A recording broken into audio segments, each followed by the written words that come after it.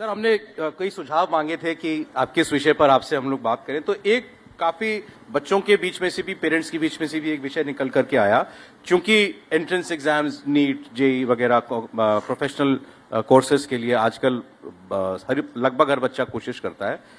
जो coaching centres बने हुए हैं, और कई लोग उसको कोचिंग माफिया कहते हैं, कुछ कहते हैं, इसके लिए मैं नहीं जानता आपकी सरकार की कोई पॉलिसी है या नहीं, लेकिन लोगों में ये मांग है कि एक लेवल प्लेइंग फील्ड क्रिएट हो, बच्चों पर दोहरा प्रेशर ना बने। वो अपने एग्जाम लेते हैं, उनमें दाखिले के लिए लोगों को अलग एंट्रेंस देना पड़ता है। इसके लिए कुछ सोचती है सरकार? मैं बिल्कुल आपसे सहमत हूं। देश की पेरेंट्स की, देश की बच्चों की यही अपेक्षा है, लेकिन ये एक सोशियो साइकोलॉजिकल इश्यू है।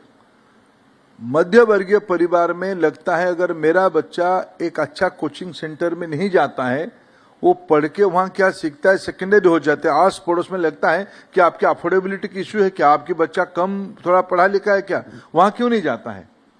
ये एक वर्ग से हम प्रभावित होते हैं। भारत सरकार, हमारी सरकार की स्पष्टता है।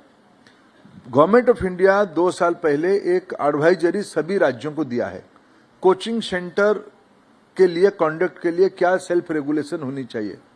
मेरे जानकारी में 8 से ज्यादा राज्य अपने अपने विधानसभाओं में उसके लिए कानून भी बना लिए हैं, कोचिंग सेंटर की रेगुलेशन के कानून भी बना लिए हैं। यह विषय में धीरे धीरे कॉन्सेंसस इमर्ज कर रहा है। हमारी तो अपेक्षा रहेगा कोचिंग सेंटर ना हो। मैं बड़े नम्रता के साथ कहूं, हमारी भारत सरकार की ओर से, राज्य सरकारों की ओर से, हम दोनों में एक सहमत है कोचिंग सेंटर ना हो। लेकिन ये एक प्रशासनिक विषय नहीं हो सकता है, नहीं हो रहा है। हम कर भी दें, लेकिन ये जो सामाजिक विषय है, ये अनटचेबिलिटी के लिए कठोर कानून है, लेकिन अनटचेबिलिटी भी एक समय तक रियलिटी था, अभी धीरे धीरे वो सुधर रहा है। सामाजिक जागरण से ये हो रहा है।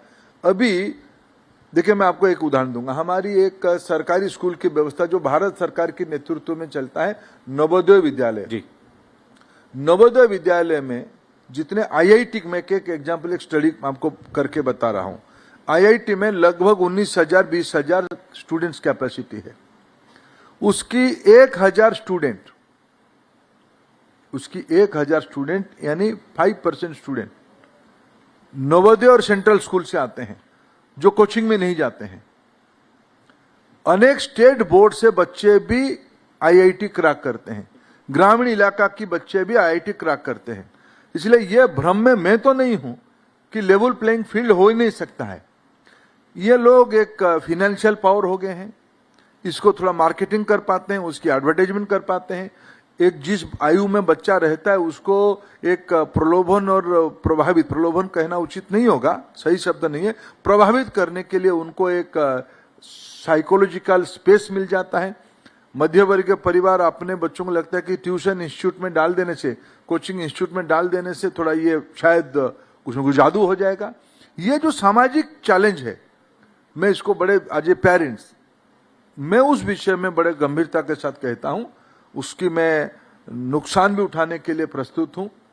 जो बड़े बड़े लोग उस दुनिया में जुड़े हैं, उनकी नाराजगी भी होती है, होने दीजिए। भारत सरकार उसके लिए प्रस्तुत है। इसीलिए हमने कुछ दिन पहले 2 आईआईटी हमारे इसके लिए एक एग्जाम्पलर इनिशिएटिव लिए हैं। आईआईटी कानपुर ने एक एआई के माध्यम से और एक वॉलंटियरिज्म को खड़ा करके, साथी करके एक इंटरैक्टिव पोर्टल बनाई है, जो ऑनलाइन बच्चों को एक कोचिंग सेंटर के ऑल्टरनेटिव के रूप में मिलेगा, फ्री। ये भी हमने प्रयास किया है। टेक्नोलॉजी को हमने उस प्रकार की लीवरेज करने का कोशिश किया है। अभी विद्या शक्ति करके एक इनिशिएटिव मद्रास आईआईटी ने शुरू किया, चेन्नई की ओर से शुरू हुआ है। उसमें स्टेम एजुकेशन, क्लास 6 से अनवर्ड 12 तक जो साइंस के एजुकेशन है, उसको एक डिजिटल प्लेटफॉर्म पे इंटरैक्टिव वे में बच्चों की स्टेम नॉलेज लेवल बढ़ाने के लिए भी काम किया जा रहा है।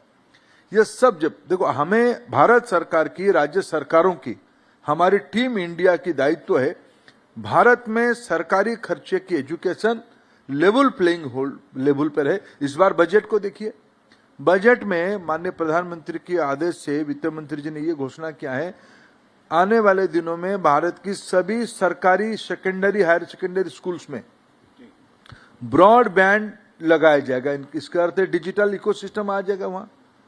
इस प्रकार की हमारी सरकार तो सबके लिए है, सबके लिए टारगेट रखें, सैचुरेशन मोड पे हम काम करते हैं और हमारी दायित्व क्वालिटी एजुकेशन सभी बच्चों को मिले और हमारी बच्चों उसको, जैसे नवोदय का मैंने उदाहरण आपको दिया, नवोदय को थोड़ा अवसर मिला, एक्सीलेंट करे, कई राज्यों में एक्सीलेंस की स्कूल लोग चलाते हैं राज्य सरकार, वो भी अच्छा होते हैं। हमें सरकारी एजुकेशन पे भरोसा है।